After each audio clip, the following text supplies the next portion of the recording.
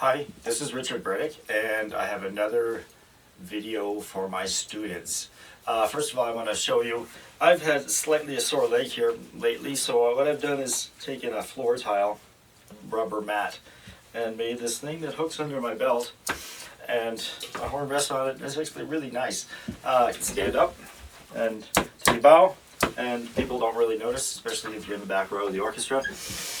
And it helps project slightly, and I'm an on-the-leg guy, so I like this rubber pad, strong rubber pad that my leg is feeling fine now, but a couple of months ago it hurt pretty bad from the weight of the triple horn.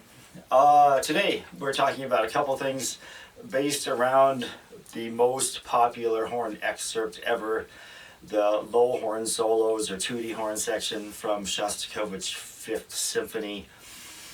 There's a lot to this. First of all, I recommend, I've made a checklist, preparation checklist.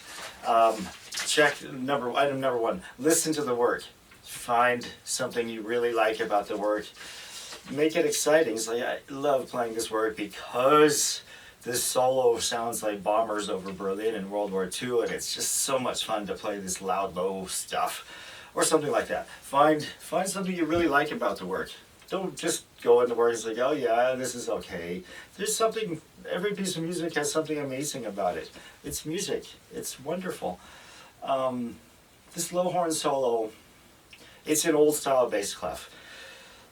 We're seeing less and less of that. Richard Strauss wrote an old style bass clef in the 20th century, but not many people since then.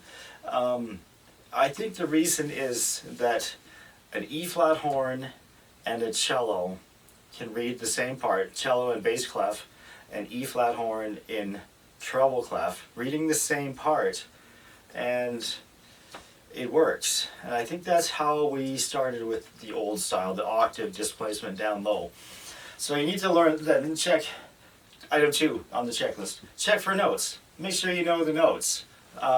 So it starts on the G below middle C, just 4 notes below middle C, but it's written. So here's the notes.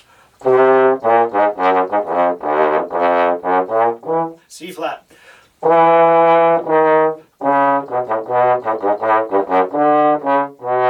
G sharp carries through the measure. I think I'm going to mark that.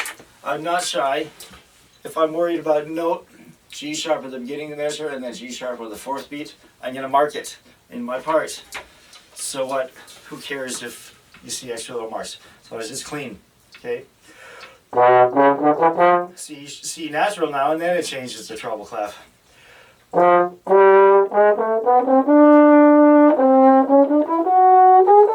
Okay, I got the notes. And I'm not going to go that far anyway in this.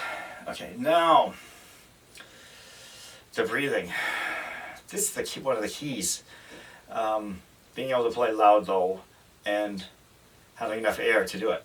Now, I have a rule that I like to tell my students, which is breathe early. Don't wait until you're dying to take a breath. Find a place early to take a breath. And it's not on my checklist, but use your tools. Metronome, decibel meter, I don't have one today, but decibel meter is a great tool. A tuner, great tool. Recording and listening is a great tool. Use your tools. You'll learn faster. Okay, Horn Society website has a wonderful copy of this and excerpts to listen to. So there's your source, 92 on the metronome.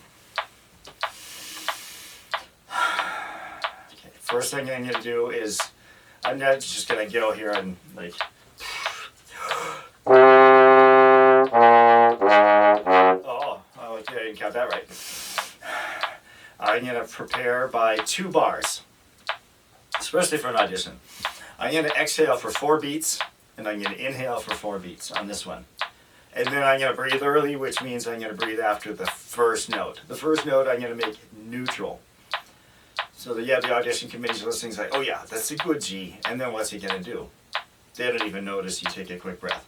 So here it is. 4 exhales, 4 inhales gives me a good breath.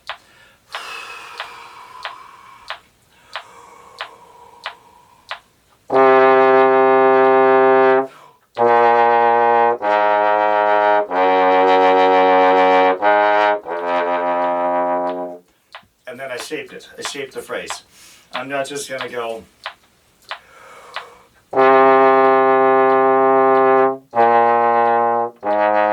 Or more aggressive.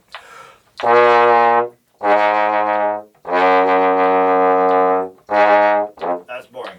Each note has a slight crescendo to it, a direction to that low C. Okay, exhales.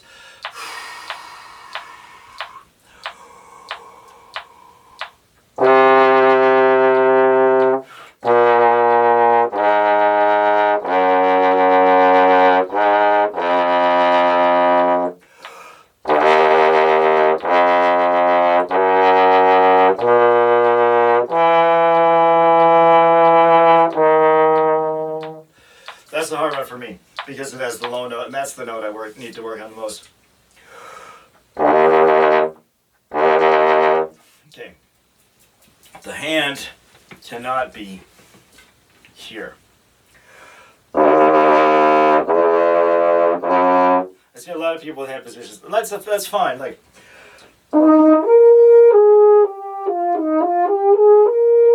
That's a nice, sweet hand position.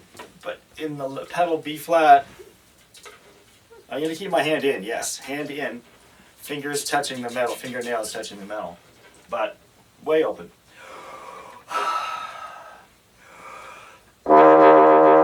See, it's not.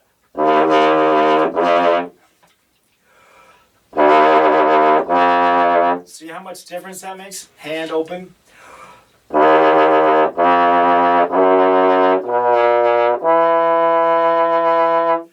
Crescendos to the cadence.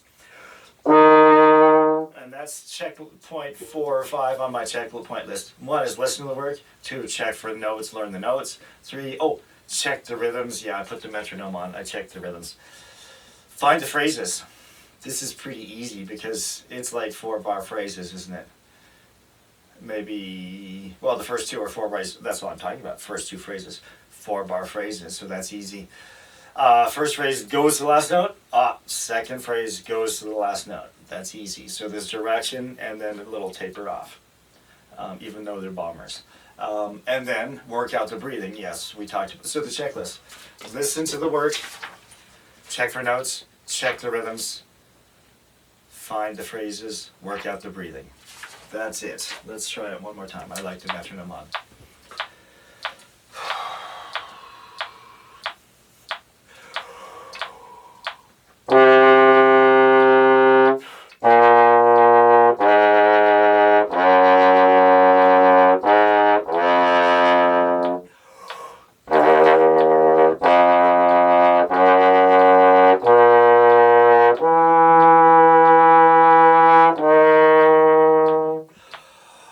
There it is. I could have done a sniff.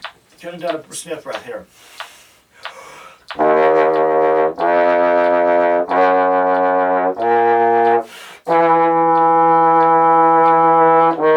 I think that's good. I might add that. Sniff breath. So breathe after the first note, sniff breath after the second measure of the second phrase. And there's a few ideas for you. Thanks for listening to my video today, and have a nice day.